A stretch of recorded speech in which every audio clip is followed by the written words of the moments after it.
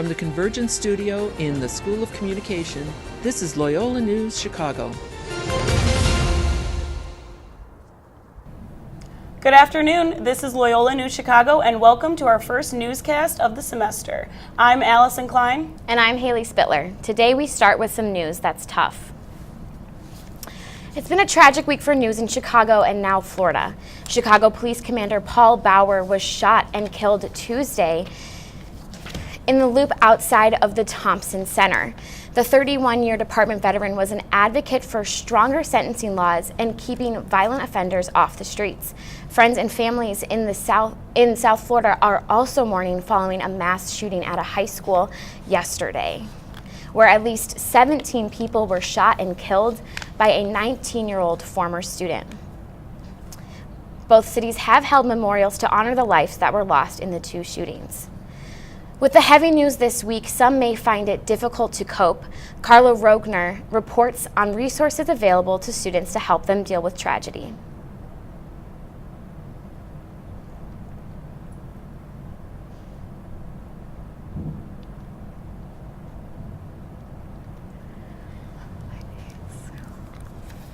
Chicago Police Commander making headlines. The Loyola Wellness Center is here to help students cope with feelings of hopelessness or anxiety that they may be experiencing because of the heartbreaking news. Looking at all the stress that college students are under just on campus, let alone what's going on in our personal lives. Sometimes it's something like these tragedies or things that seem like they're happening more and more often. We shouldn't normalize those. And if we really feel like we want support and want to talk to somebody, I would encourage everyone to remember that the Wellness Center is here as a resource. Anxiety levels are already high among college students, and the constant exposure to negativity within the news isn't helping. It is important to remember that the Wellness Center is a resource available to students. Carla Rogner, Loyola News Chicago. Loyola offers mental health services at both the Water Tower and Lakeshore campuses, and you can book an appointment by going to their website. Officials say flu season hasn't been this bad in almost 10 years, and some of Loyola's community has felt its effects. As temperatures drop and snow begins to accumulate, students bundle up to brace the cold as they maneuver around campus.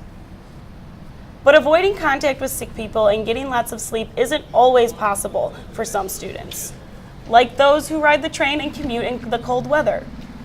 Experts say this year's flu shot is likely to be only 30% effective, and despite getting vaccinated, some have still gotten the flu. I wasn't necessarily worried when I heard about the flu. It comes every year. I was worried when I went home. My grandma's 85, she has other ailments, so I couldn't expose her to it because for her it could be fatal. And that's what kind of started worrying me.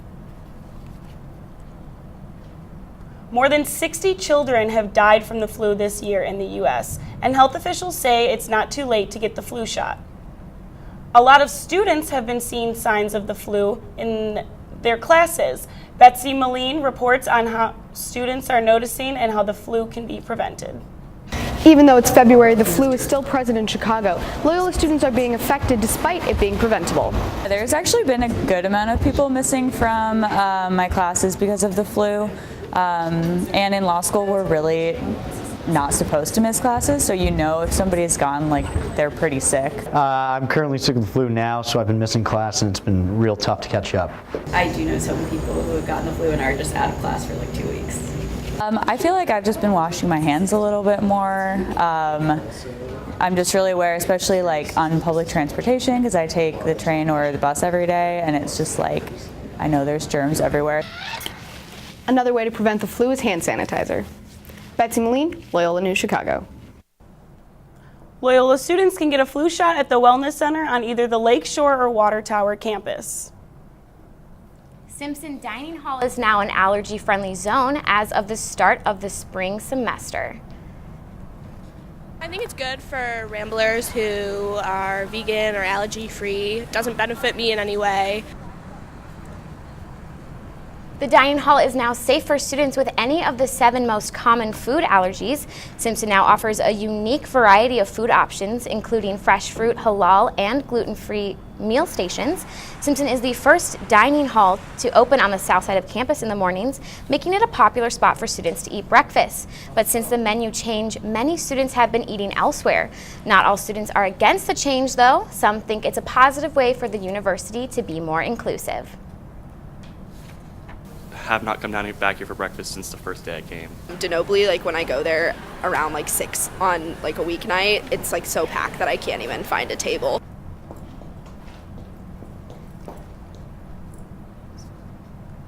Simpson has recently brought eggs and milk back for breakfast to accommodate more students who were unhappy with Simpson's sudden menu changes. Loyola Dining attempted to celebrate Black History Month, but were forced to apologize. As snow fell, tensions rose between the Black community on campus and Damon Dining Hall.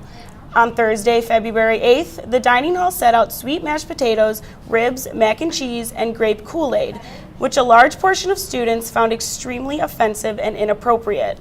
After word got out to Twitter, thousands of people shamed the university for being racist and insensitive for their portrayal of African American cuisine. I was on Twitter and one of my friends had retweeted a couple of pictures from the dining hall captioned, "Is Loyola for real?" I actually thought it was a joke. I thought someone was trolling. If they're doing that, maybe try and go for a more like traditional African meal instead of like stereotyped one. While Damon Dining Hall management declined to comment with us, Loyola Dining posted on social media that the university nor Airmark intended to offend anyone, and that the staff will be retrained on Airmark approval promotional activities.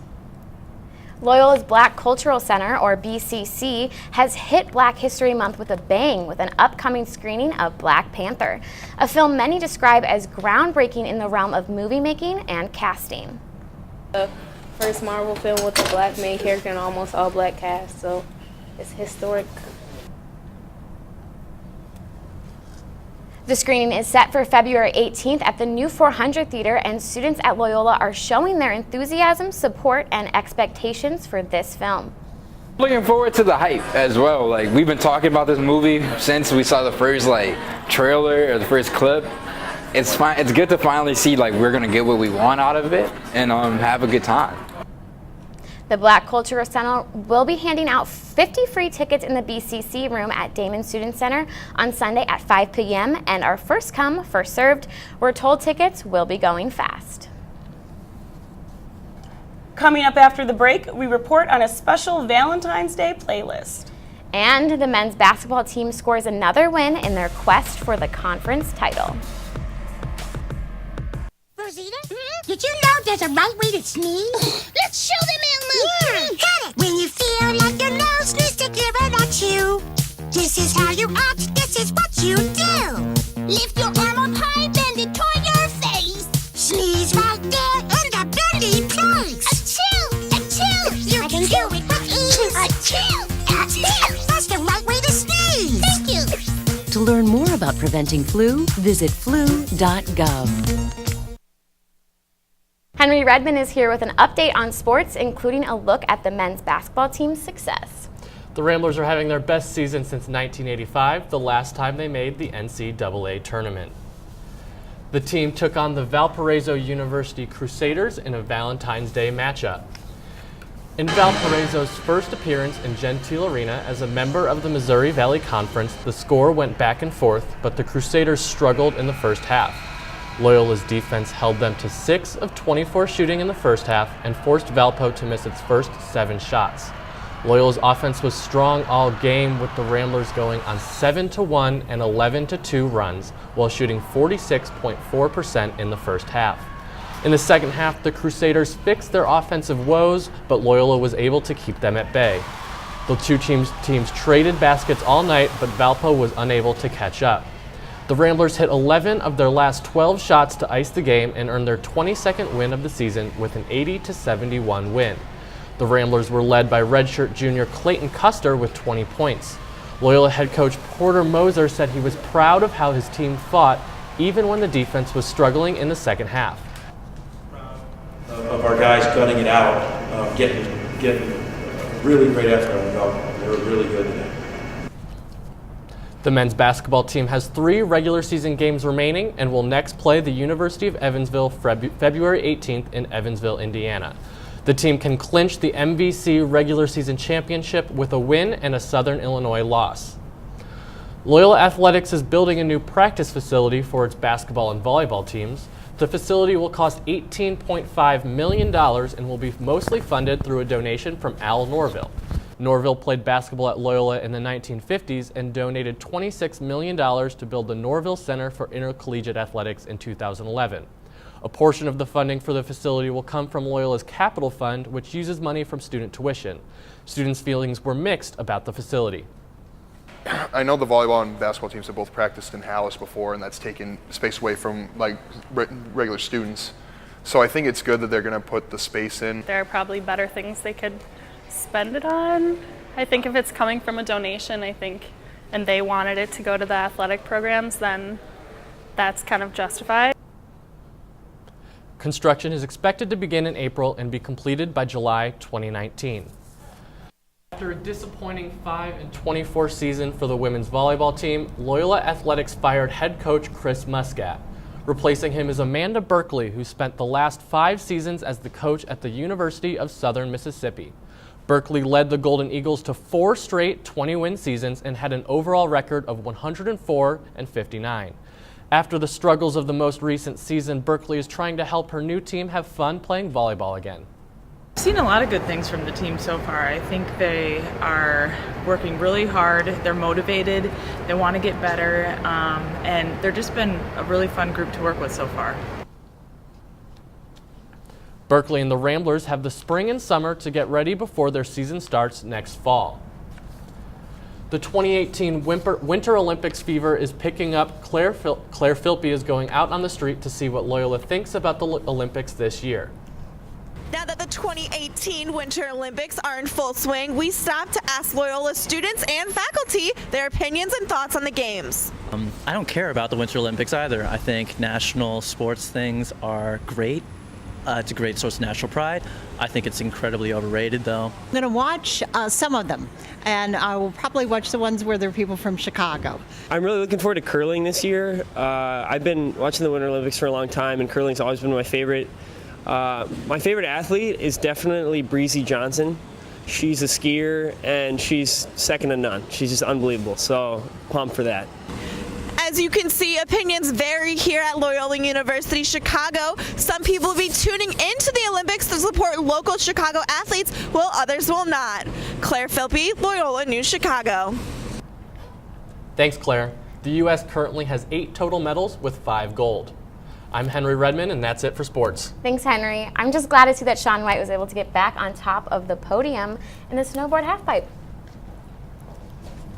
It's been another long winter in Chicago, and we've actually seen more snow than in previous years.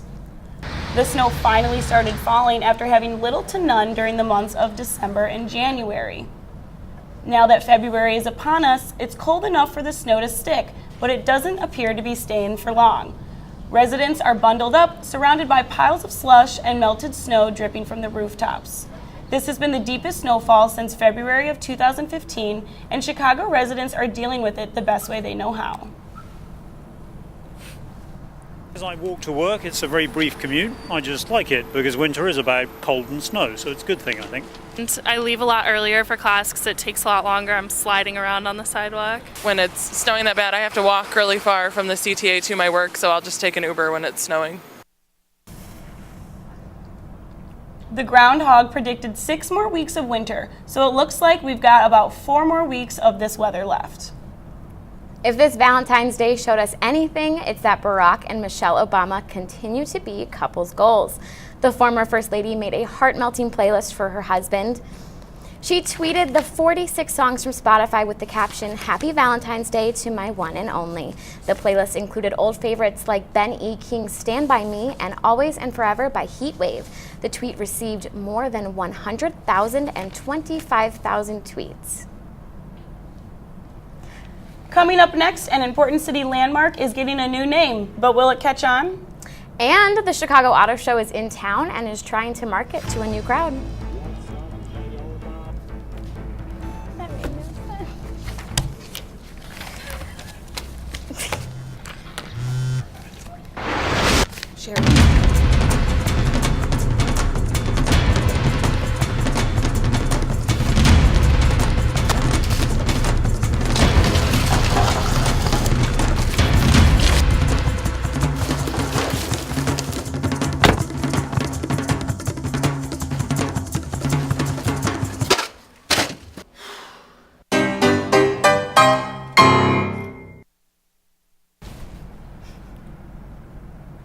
It's one of Chicago's biggest events of the year, and Cheryl Huang is here to tell us what's special this time.